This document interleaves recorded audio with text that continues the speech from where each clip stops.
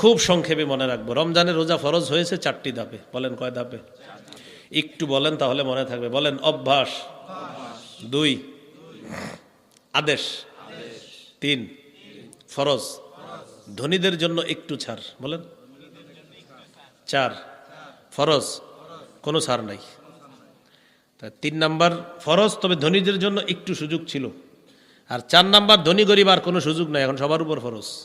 এই 4টি ধাপে রমজানের রোজা আল্লাহ ফরজ করছে। রমজান মাস নেকি বহুগুণে বৃদ্ধি পাওয়ার মাস, সওয়াব বহুগুণে বৃদ্ধি পাওয়ার মাস। এক মহিলা আনসারী নারী, রাসূল সাল্লাল্লাহু আলাইহি সাল্লাম তাকে বললেন, ক্বালা রাসূলুল্লাহ সাল্লাল্লাহু আলাইহি ওয়াসাল্লাম লিইমরাআতিন মিনাল আনসার ই'তামিরি ফাইন্না উমরাতান ফীহি তা'দিলু হাজ্জাতান। আনসারী নারীকে নবী বললেন, তুমি রমজান মাসে উমরা করো, রমজানে উমরা করা হজের সমতুল্য হয়ে যায়। রমজানে উমরা করা হজের সমতুল্য হয়ে যায়। আরেক বর্ণনা আছে, উমরাতুন ফি রমাদান কাহাজ্জাতিন মাই। রমজানে উমরা করা আমি নবীর সাথে হজ করার মতো। এই জন্য চান্সটা যাদের সুযোগ আছে নিয়েন, রমজানে উমরার চান্স নেওয়ার চেষ্টা করবেন, যে রমজান মাসে উমরা করবেন। আল্লাহ তৌফিক দান করেন। এই হলো আপনার রমজান মাস কেন শ্রেষ্ঠ। হ্যাঁ, হাদিস। তো রাসূলুল্লাহ সাল্লাল্লাহু আলাইহি সাল্লাম সুন্দর কথা বলছে। ও এক মহিলাকে বলছে রমজানে উমরা করো, রমজানে উমরা হজের সমতুল্য। তো জিজ্ঞাসা করছে হাদিস কিনা? হাদিস।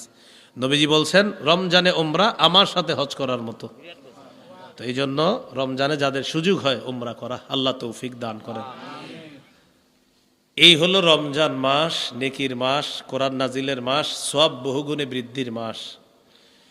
রমজান মাসের প্রথম রাত যখন শুরু হবে, রমজান মাস শুরু হয়ে গেল, পরের দিন রাখবেন আপনি রোজা। আরবিতে সৌম বা সিয়াম বলা হয়। সৌমের আবিধানিক অর্থ হলো আল ইমতিনা, বিরত থাকা। এটার আরেকটা অর্থ হলো কথা বলা থেকে বিরত থাকাকেও সৌম বলা হয়, চুপ, এটাকেও সৌম বলা হয়। যেমন সূরা মারিয়ামে আছে, মারিয়াম আলাইহাস সালাতু ওয়াস সালামের সন্তান ঈসা নবী যখন দুনিয়াতে আসলেন, উনি টেনশনে পড়ে গেলেন, আমার এখন কি হবে, আমি কিভাবে মানুষের সামনে যাব। ইয়া লাইতানি মিত্তু ক্বাবলা হাযা, হায় আমি যদি মারা যাইতাম এই দৃশ্য দেখার আগে। মানে উনি বলতেছে মানুষ আমারে বলবে তোমার বিয়ে হয় নাই, তোমার কোনো খারাপ রেকর্ডও নাই, তোমার ছেলে হইল কিভাবে, আমি এখন কিভাবে মুখ দেখাবো। মারিয়ামের আম্মা টেনশনে আছে। আল্লাহ তাআলা বলে দিলেন, ফাইম্মা তারাইন্না মিনাল বাশারি আহাদান ফাকুলি ইন্নী নাযারতু লিররহমানি সাওমা ফালান উকাল্লিমাল ইয়াওমা ইনসিয়া। ঈসাকে নিয়ে যখন মানুষের সামনে যাবা, যখন কোনো মানুষ দেখবা, তখন তুমি ওই মানুষটা যখন তোমাকে জ্বালাতন করবে, তখন বলবা ইন্নী নাযারতু লিররহমানি সাওমা, আমি রহমানের জন্য কথা না বলার মানত করেছি। ফালান উকাল্লিমাল ইয়াওমা ইনসিয়া, আজ আমি কোনো মানুষের সাথে কিছুতেই কথা বলতে পারবো না। তাহলে সৌমের আরেকটা অর্থ কথা বলা থেকে বিরত থাকা। এই যে উনি বলতেছেন সৌমা, কথা না বলার মানত করেছি আল্লাহর জন্য। আমাদের বাংলাদেশের যদি একটা নিয়ম হইতো এরকম, রোজাদার যারা, এরা খানা থেকেও জিহ্বারে চুপ রাখবে আর কথা বলা থেকেও চুপ থাকবে। হ্যাঁ, তাহলে সুন্দর হইতো। আপনি মানে খানা খায় না ঠিক, কিন্তু এটা দিয়ে যা করে। আপনার জুতা কত রমজানে জিজ্ঞাসা করে, কয় 800। বেড়া আমি তোর বন্ধু মানুষ, আচ্ছা 780 টাকা দে। 750 দিলে হয় না? তুই আমার বন্ধু মানুষ, এই জন্য 780 বলছে। কিনাই আছে এটা 700 করে, দোস্ত রমজান মাস বুঝুস না এরকম। পরে কয় হ্যাঁ আল্লাহর কসম কিনা আছে 700 করে, খোঁজ নিয়ে দেখা গেছে 300 করে কিনা। আপনি আল্লাহর কসমটা কেন বললেন? হ্যাঁ, কসম না খাওয়া পর্যন্ত যা কর কইতেন, কসমও খাইয়া লাইছে। আবার একটা মিছা কথা যেটি কইতেছ, আবার কসম খাই বলছে, তো কাফারা আসবে। নগদ কসম মানে এটা মানে মুখে বাঁধেও না, বলে ফেলতেছে। দেদার্স সোয়েটার কত 1200, 1100 দিলে হয় না? কিনাই আছে 1050 কইতেছে। তো আপনি সোয়েটার গোডাউনে গেছেন, শোনেন কি 400 করে কিনা। একটা হলো আসলেই যদি 1050 করে কিনা হয় তাহলে সত্য কথা, কিন্তু কিনা যদি 400 হয় 500 হয়, কিন্তু আপনি বললেন বাড়িয়ে, তাহলে সত্য হলো না মিথ্যা? মিথ্যা হলো। আল্লাহ হেফাজত করেন। মিথ্যাকে বলা হয় গুনাহের মা। বলেন মিথ্যাকে কি বলা হয়? গুনাহের মা। গুনাহের মা হলো মিথ্যা, এটা গুনাহের মা। আর গীবতকে বলা হয় আমল নষ্ট করার নীরব ঘাতক। মনে রাখবেন, গুনাহের মা হলো মিথ্যা, আর আমল নষ্ট করার নীরব ঘাতকের নাম হলো গীবত। আর মিথ্যা আর গীবত দুইটা হয় কি দিয়ে? জিহ্বা দিয়ে। এই জন্য বলছিলাম এই নিয়মটা এই দেশে হইলে ভালো হইতো, যে কথা বলবো না। তো মিথ্যাও হয়, গীবত হয়। এখন আসেন, নবীজি বলেন রমজানের রোজাগুলা হলো জাহান্নাম থেকে বাঁচার ঢাল। যতক্ষণ এই ঢাল ছিদ্র না হবে, রমজানের এই রোজা নামক ঢাল ছিদ্র হয় দুটি অপরাধে, মিথ্যা আর গীবত। তো বলছিলাম মিথ্যা হলো সমস্ত অপরাধের মা, গীবত হলো নীরব ঘাতক আপনার আমল নষ্ট করার। মজার ব্যাপার, এই দুইটাই হয় জিহ্বা নামক অঙ্গের মাধ্যমে। তাহলে জিহ্বা নিয়ন্ত্রণ করা, হ্যাঁ। তাহলে আবার আগের কথাগুলো ফিরে আসি, কোরআন তেলাওয়াত করা, আরো অনেকগুলো কথা বলা হয়েছে। এখন নতুন কথা হলো জিহ্বাটা নিয়ন্ত্রণ করা আজকে থেকে। আল্লাহ তৌফিক দান করেন। তিরমিজির হাদিস 2406 নম্বর হাদিস, 2406। উকবা ইবনে আমের রাদিয়াল্লাহু তাআলা রাসূলুল্লাহ সাল্লাল্লাহু আলাইহি সাল্লামের কাছে জানতে চাইলেন, মান নাজাতু ইয়া রাসূলুল্লাহ, ইয়া রাসূলুল্লাহ, মুক্তির উপায় কি আমি আপনার কাছে জানতে চাই। আল্লাহ নবী বললেন, মুক্তির উপায় অনেকগুলোর মধ্যে উল্লেখযোগ্য উপায় হলো তিনটি। মুখস্থ করি, মুক্তির উপায় কয়টি?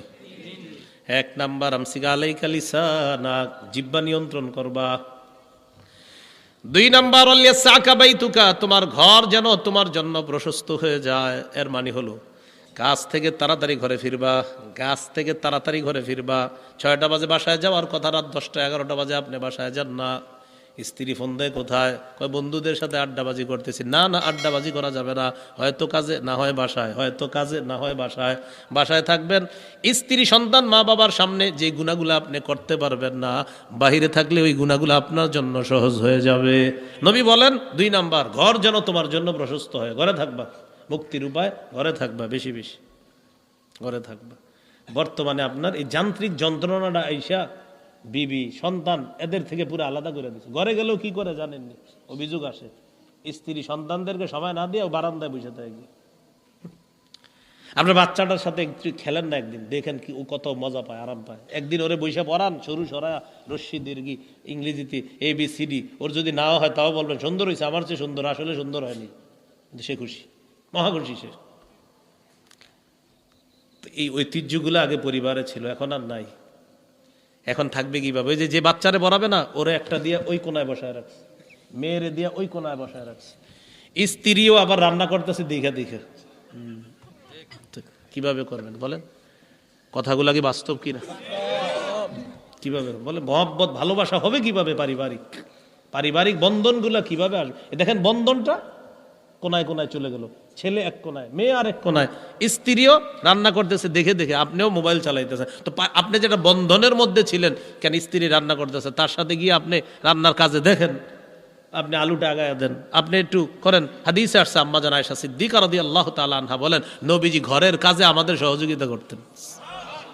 তা আপনি কেউ হয়ে গেছেন যে আপনি ওই কাজে সহযোগিতা করবেন না? এ হলো আমাদের অবস্থা। পারিবারিক বন্ধনগুলা একদম যান্ত্রিক যন্ত্রণাটা শেষ করে দিচ্ছে। আমি এটার নাম দিয়েছি যান্ত্রিক যন্ত্রণা। হ্যাঁ, যান্ত্রিক যন্ত্রণা। আমসিক আলাইকা লিসানাক, জবান নিয়ন্ত্রণ করো। 2 নাম্বার, ওয়ালিয়াসাকা বাইতুকা, তোমার ঘর যেন তোমার জন্য প্রশস্ত হয়, ঘরে থাকবা, স্ত্রীর সামনে থাকবা, মা বাবার সামনে থাকবা, সন্তানের সামনে থাকবা। 3 নাম্বার, অবকি আলা খতিআতি, গুনাহের কথা স্মরণ করে বেশি বেশি কান্নাকাটি করবা। 3টা অভ্যাস তুমি ধারণ করে নাও, মুক্তি তোমার জন্য সহজ হয়ে যাবে। তিরমিজির 2407 নম্বর হাদিস। এই হাদিসটি আমি বলি আর কি, পরামর্শ স্বরূপ বলি যে এই হাদিসটি সবাই প্রতিদিন স্মরণ করবেন, পারলে লিখে রেখেন, পকেটে রেখে দিবেন আর দেখবেন। ক্বালা রাসূলুল্লাহ সাল্লাল্লাহু আলাইহি ওয়াসাল্লাম, ইযা আসবাহা ইবনু আদামা ফাইন্নাল আযা কুল্লাহা তুকাফফিরুল লিসান। আদম সন্তান যখন সকালবেলা ঘুম থেকে ওঠার পর সমস্ত অঙ্গ প্রত্যঙ্গগুলা জিহ্বারে ডাক দেয়। পা জিহ্বাকে ডাক দেয়, হাত জিহ্বাকে ডাক দেয়, কান চোখ নাক সবাই জিহ্বাকে ডাক দিয়ে বলে, ও জিহ্বা। জিহ্বাকে ডাক দিয়ে কায়ে মনোবাক্যে সমস্ত অঙ্গ প্রত্যঙ্গ গুলো বলে, ও জিহ্বা, ইত্তাকিল্লাহ ফিনা, তুমি আমাদের ব্যাপারে আল্লাহকে ভয় করো, তুমি আমাদের ব্যাপারে আল্লাহকে ভয় করো। ফাইন্নামা নাহনু বিকা, আমরা তোমার দ্বারা নিয়ন্ত্রিত, হাত পা অন্যান্য অঙ্গ প্রত্যঙ্গ, জিহ্বাকে বলে ও জিহ্বা তুমি আমাদের ব্যাপারে আল্লাহকে ভয় করো, আমরা তোমার দ্বারাই নিয়ন্ত্রিত। ফাইন ইস্তাকমতা ইস্তাকমনা, তুমি যদি সোজা থাকো আমরা সোজা, ওয়া ইন ইআওয়াজাজতা ইআওয়াজাজনা, তুমি বাঁকা হয়ে গেলে আমরাও বাঁকা। তাহলে বলেন তো, রমজান নামক ওই যে রোজা রাখবেন, রোজা নামক ঢাল ছিদ্র হয় কয় অপরাধে? 1 নাম্বার মিথ্যা, 2 নাম্বার গীবত। মিথ্যা গীবত হয় কিসের মাধ্যমে? জিহ্বা। জিহ্বা নামক এই অঙ্গটাকে বস মানে কারা? সব অঙ্গ, সমস্ত অঙ্গগুলা বস মানে জিহ্বাকে। জিহ্বা তুমি বস, তুমি ঠিক থাকলে আমরা ঠিক, তুমি বাঁকা হলে আমরা বাঁকা, সবাই বলে। তিরমিজির 2408 নম্বর হাদিস, 2408। قال رسول الله صلى الله عليه وسلم من يتكفل لي ما بين لحييه وما بين رجليه اتكفل له بالجنه। কোন ব্যক্তি যদি দুটি অঙ্গের নিশ্চয়তা আমাকে দিয়ে দেয়, 1 নাম্বার 2 চোয়ালের মাঝে জিহ্বা আর 2 রানের মাঝে লজ্জাস্থান, এই দুইটা দিয়ে সে অপরাধ করবে না, এটার নিশ্চয়তা যদি আমাকে দিয়ে দেয়, আমি নবী তাকে জান্নাতে নেওয়ার জিম্মাদার হয়ে যাব। তিরমিজির 2409 নম্বর হাদিস, ক্বালা রাসূলুল্লাহ সাল্লাল্লাহু আলাইহি ওয়াসাল্লাম মান ওয়াকাহুল্লাহু শাররা মা বাইনা লাহইহি ওয়া মা বাইনা রিজলাই দাখালাল জান্নাহ। কোন ব্যক্তিকে যদি আল্লাহ মুখের অপরাধ আর লজ্জাস্থানের অপরাধ থেকে হেফাজত করে বাঁচায়, সে মরবে, জান্নাতে প্রবেশ করবে। তিরমিজির 2410 নম্বর হাদিস, 2410। এই হাদিসের বর্ণনাকারী সুফিয়ান রাদিয়াল্লাহু তাআলা তিনি বলেন, আমি রাসূলুল্লাহ সাল্লাল্লাহু আলাইহি সাল্লামকে জিজ্ঞাসা করলাম, হাদিসনি বিআমরিন আ'তাসিমু বিহি ইয়া রাসূলুল্লাহ, হুজুর আমারে এমন কিছু বলেন যেটা আমি মজবুতভাবে আঁকড়ে ধরে থাকতে পারি। নবীজি বললেন, কুর রব্বি আল্লাহ, তুমি বলো আমার রব আল্লাহ। কি বলছেন? তুমি বলো আমার রব আল্লাহ। সুম্মা ইসতাকিম, এই কথার উপর অটল থাকো। তুমি বলো আমার রব আল্লাহ, আর এই কথার উপর তুমি অটল থাকো। এবার সাহাবী একটা প্রশ্ন করলেন, যেটা আমার আপনার জন্য অতীব জরুরি প্রশ্ন। সাহাবী নবীজিকে বললেন, মা আখওয়াফু মা তাখাফু আলাইয়া ইয়া রাসূলুল্লাহ, হুজুর আমার সবচেয়ে বিপজ্জনক বিষয় কোনটা মনে করেন আপনি? আমার ব্যাপারে আপনি সবচেয়ে বিপজ্জনক বিষয় কি মনে করেন? আখাযা বিলিসানি নাফসিহি, নবী নিজের জিহ্বা মুবারকটা ধরে বললেন, হাযা, এটা এটা তোমার সবচেয়ে বিপজ্জনক আমি মনে করি এটা এটা এটা বড় ভয়ঙ্কর, এটা আপনাকে বিপদে ফেলে দিবে। এটা এমন এক ভয়ঙ্কর জিনিস, এক কথায় সাজানো সংসার শেষ, 16 বছর নষ্ট হয়ে গেছে এক কথায়। এই জন্য এটা বড় বিপজ্জনক, আপনার এমন বিপদে ফেলবে, এই বিপদ থেকে উদ্ধার হওয়া মুশকিল হয়ে যাবে। আল্লাহ বুঝার তৌফিক দান করেন।